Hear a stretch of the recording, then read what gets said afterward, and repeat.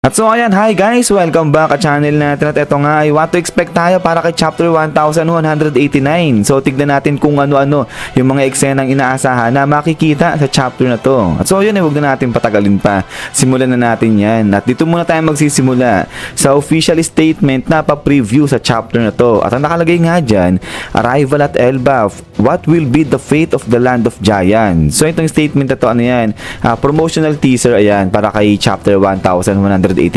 At so now, dahil nga rito sa statement na yan, kaya ang daming mga theory ngayon, daming mga speculations yung nag-a-arise. At ang unang-unang tanong nga rito ng One Piece community natin, sino yung darating dyan sa Elbaf? Kakampi ba yan o kalaban? Kasi hindi naka-indicate kung anong klase yung darating dyan sa Elbaf. Basta ang nakalagay lang may kung sino na darating dyan nga sa Elbaf. So now siguro yung marami sa inyo ay alam na yung bagay na to na sinasabi yung itim na barko yung darating dyan sa may Elbaf at ang nakasakay dyan yung lalaki na may burn scar. So yung pagdating guys sa part na to ay paalala lang po na ano yan, hindi pa official yan. Kasi yung iba baka isipin na official yan. So ano lang yan, speculation, theory, ganyan ng One Piece community natin na yun nga, may itim na barko na papunta dyan sa Elbaf at yung nakasakay dyan, yung matagal nang hinahanap yung lalaki na may burn scar. Kasi diba, may kinalaman siya dun sa pang-apat na red na poneglyph. At so ayan, maliban pa rito, yung iba pa na naiisip na darating din sa bansa ng Elbaf ay itong si Shanks at saka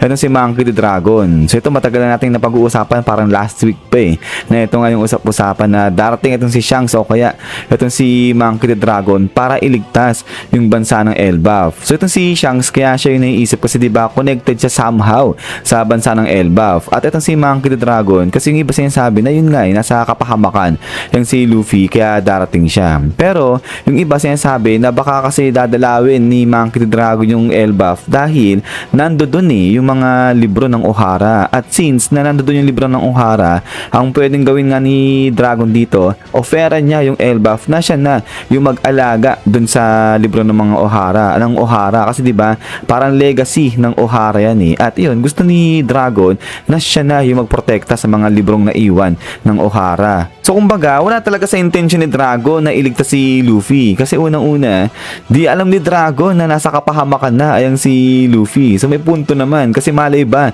na ito ng Revolutionary Army kung ano nang nangyayari sa Straw Hat Pirates natin. So kaya ayun baka walang idea itong mga to kung ano na yung lagay nila Luffy dyan. But anyways ay eto nga yung mga napipisil na darating dyan sa may Elbaf. At eto maliban pa nga dyan yung isa pang ina-expect na makita kay chapter 1189 ay yung sa pagpapatuloy na nangyari dito kay Luffy. At so eto ganun pa rin katulad sa napag-usapan natin, ina-expect na may kung sino yung mag-step forward para tulungan itong si Luffy at kasama nga dyan itong mga characters na to. So nandyan si Gaban, nandyan si Loki at saka pati itong si Usopp. So itong si Usopp siya yung representative lang ng Straw Hat Pirates natin. Pero yun, inaasahan na tutulong itong Straw Hat Pirates natin sa pagliligtas dyan kay Luffy at ang pinakasentro ng team na tutulong dyan kay Luffy ay itong si Usopp. Tapos yung pagdating naman dito kay Gaban ay kasi nga diba nawawala si Gaban, di alam kung nasan yan. Pero yun nga, yung iba pinapaniwalaan na itong si Gaban papunta na kung nasan si Luffy. At ayun, ay makikita ni Gaban na ganyang katindi yung dinanas ni Luffy. At ayun, mag-i-step forward siya para iligtas ang si Luffy. So kahit na hindi pa ganun kaganda yung kondisyon ni Gaban, lalabanan niya yung si Imo-sama. At yun sa pagdating naman dito kay Prince Loki ay ganun din.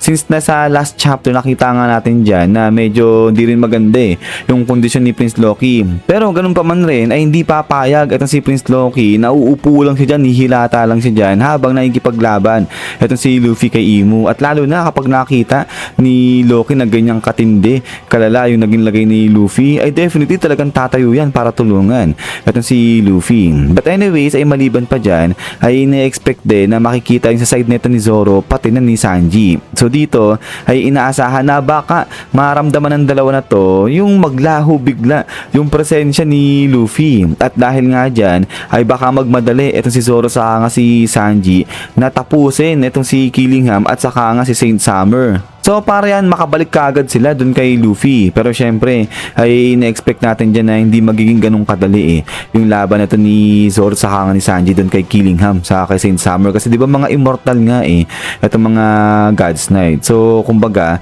mapapalaban ng husto itong dalawa, lalo na hindi pa nila kontrolado yung kanilang Conqueror Haki. So lalo pala itong si Sanji, yun nga hindi pa nila a-unlock ni Sanji yung kanyang Conqueror Haki dyan. At so ayan ay pagkatapos nga nito ay balik tayo ulit dito kay Imo sa kay Luffy. Dahil nga ito, 'di ba?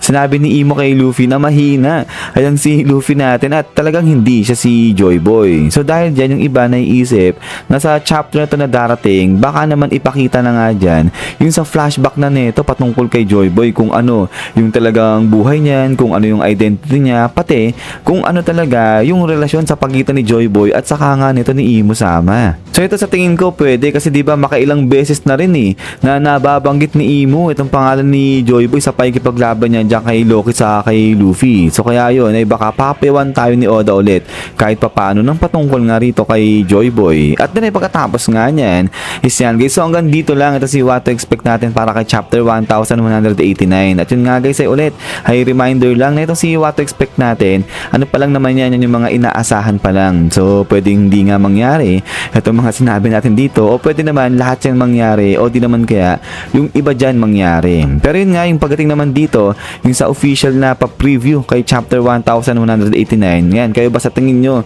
yung darating ba dito sa Elbaf, kalaban ba yan o kakampi? So yun lang naman, pero yun sana nga ipakita sa chapter na to yung sinasabi rito sa pa-preview. Kasi di ba madalas kapag may sinasabi na pa-preview na statement sa darating na chapter, usually hindi talaga natin nakikita lumalabas yung pa-preview na yun. But anyways ayan guys, ulit maraming salamat sa panood dito kay One Piece natin. So ayan, so lagi mag-ingat. God bless niyo lahat at kita-kits tayo ulit.